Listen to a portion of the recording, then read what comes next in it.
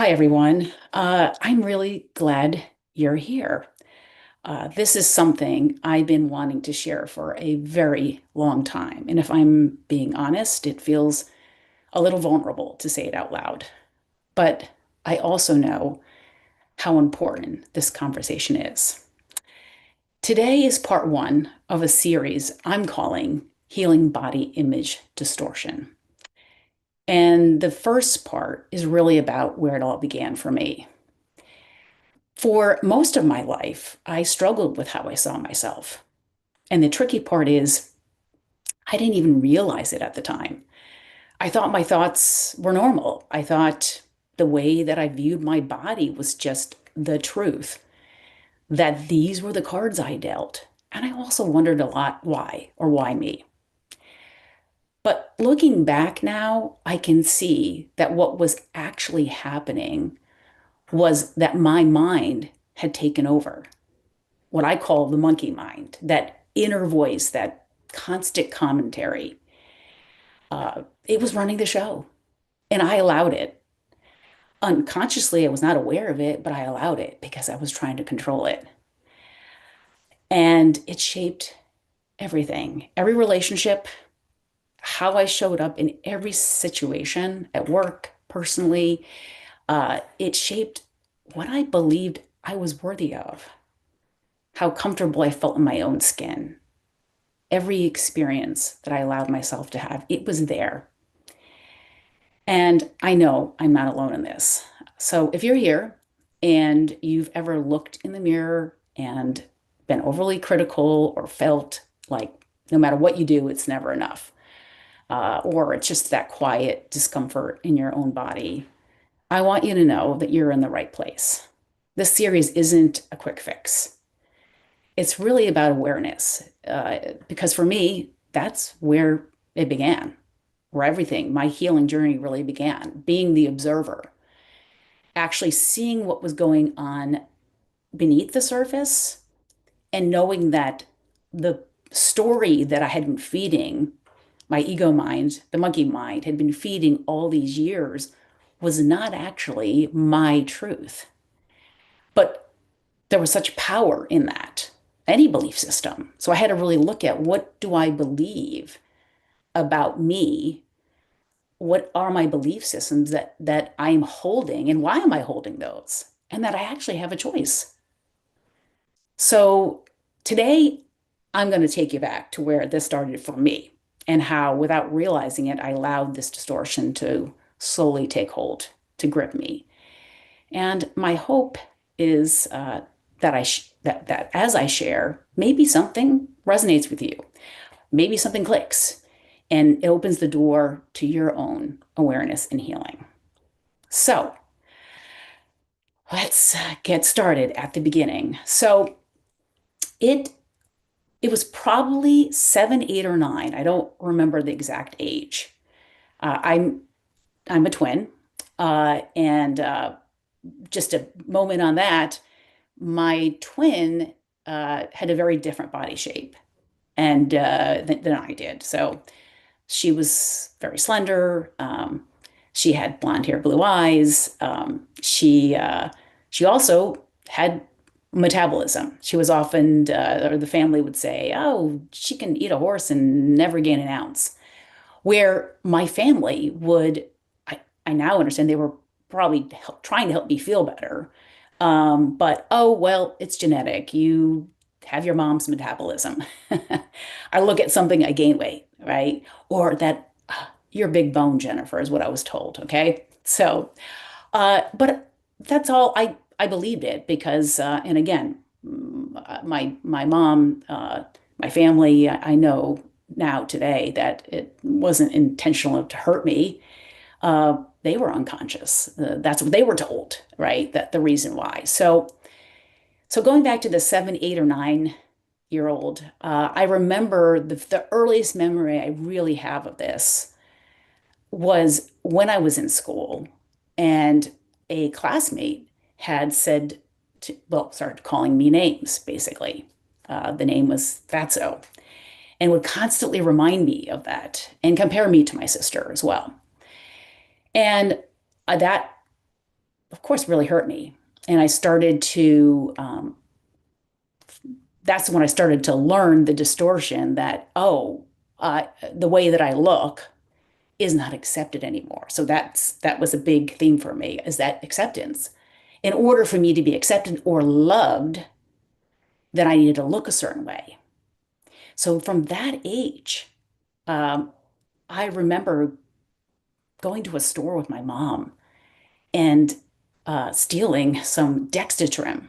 I don't know if you remember Dextratrim. I don't even know if it's around anymore, but I remember specifically that because it would fill me up. I wouldn't eat all day at school. I was embarrassed. Uh, but I was, at the end of the day, when I got home from school, I was starving, and then I would binge eat. And this went on for years and years and years. And and then probably 5, 6 years later, I this was going into, maybe it's more, so I might have my math wrong, but it was between my freshman and sophomore year in high school.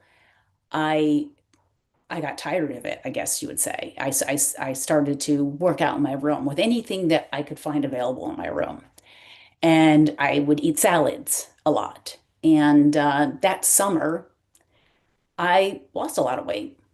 And I'll back up for a second. During this whole time at school, my sister was, it's brutal sometimes, school, right? Is there was tables.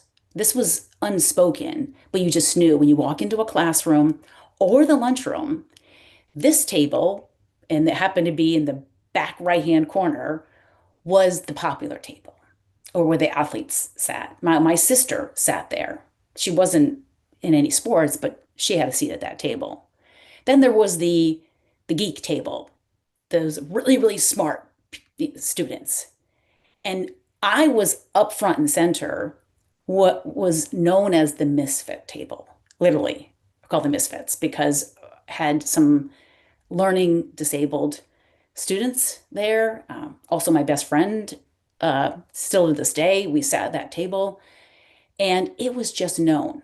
I walked down the hallway, and my sister would acknowledge me, but there would be no interaction because you didn't speak, you didn't cross paths.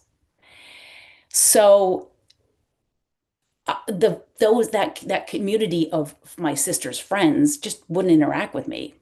So getting now back to that summer where I had lost all that weight, I remember going to a game. It was like a summer game. It was right before school started, some kind of game. And I showed up the field, and everyone from that table came up to me for the first time, spoke with me, told me how great I looked, and that I'll be dating a lot of guys this year. And I thought, oh, interesting. I get it. Once again, reinforced for me.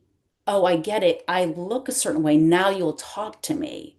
And yeah, did I date some jocks? Sure, I did. Oh, there's another reinforcement.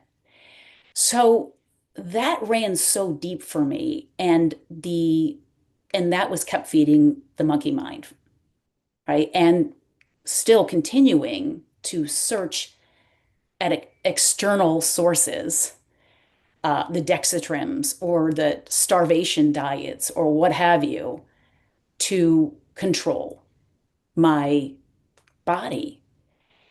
And I will share in an upcoming session, I'll focus a little bit more on how that really, like food, exercise, uh, mainly food and exercise, how it took a hold of me, supplements related to that. So this this deep belief at one time, and again, I'm only here in front of you today because I I'm healing it. I would even I wouldn't say that I'm 100% healed it, but I am so grateful I am here that I can talk about this, that I understand it, that I now know that I am not that person that I had created.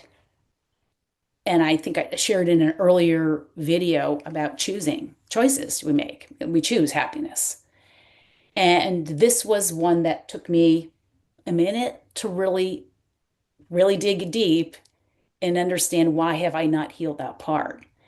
And that's the only reason why I take you back, because I can stand before you today and it's not the pain body talking, right? It's not I used to talk about my journey with this. The last kid to get picked at gym class, right? On the team. Nobody wanted me on their team.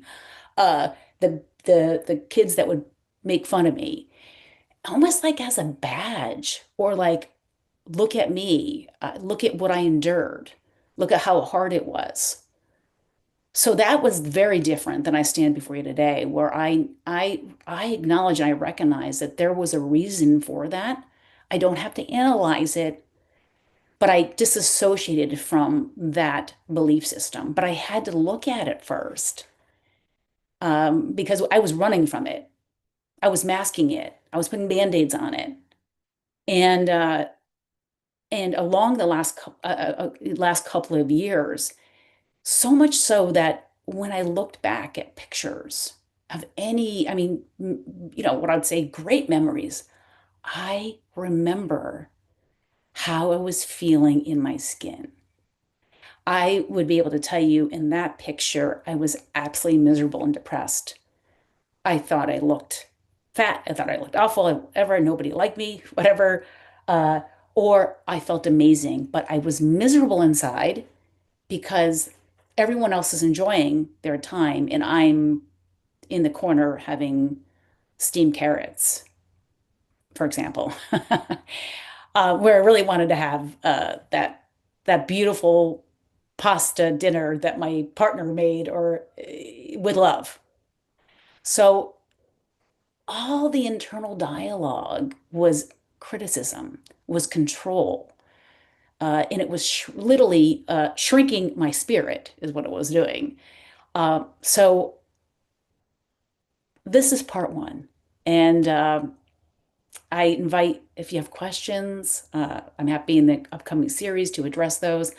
But tomorrow I'll be coming in and I'll share a little bit more of my journey, but as it relates to that food, exercise, and supplements. All right. So thank you all for creating this lovely space for me to be able to share my story. And again, don't hesitate to reach out with any questions, and we'll